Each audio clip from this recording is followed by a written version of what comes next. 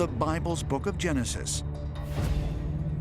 In chapter 6, verse 9, begins the story of Noah and the flood, in which God sends a great deluge to rid the earth of sinners and start anew.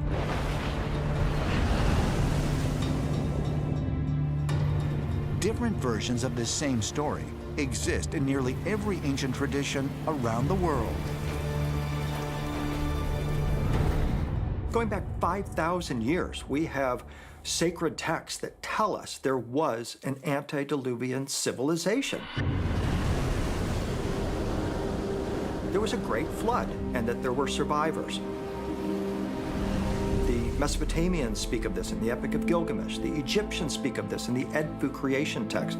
Plato learned from the Egyptians that there was once a civilization called Atlantis that existed 9,000 years before his time. Plato wrote about the lost continent of Atlantis in two of his dialogues, Timaeus and Critias, around 360 BC. Historians and researchers have long debated whether this pre-flood civilization was purely mythological or actually existed. Arguments have been made suggesting remnants of Plato's destroyed civilization could be found at the South Pole. I think what happened in Antarctica was that approximately 13,000 years ago, that flourishing civilization that originally came from space and establishing its presence in Antarctica was flash frozen. We actually have ancient evidence of this in the form of Plato's dialogues, where he talks about the last days of Atlantis.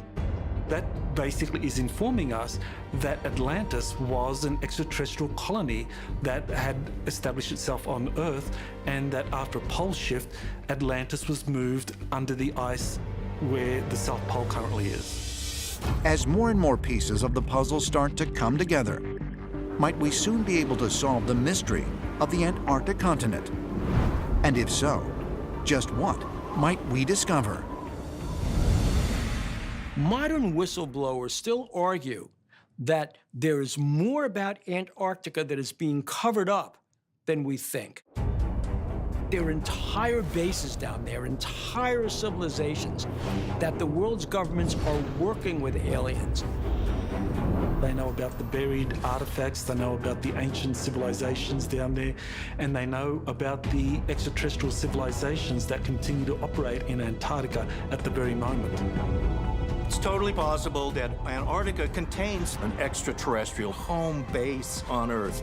It's a totally isolated part of the planet. It's completely uninhabited, or was until recently. It's ideal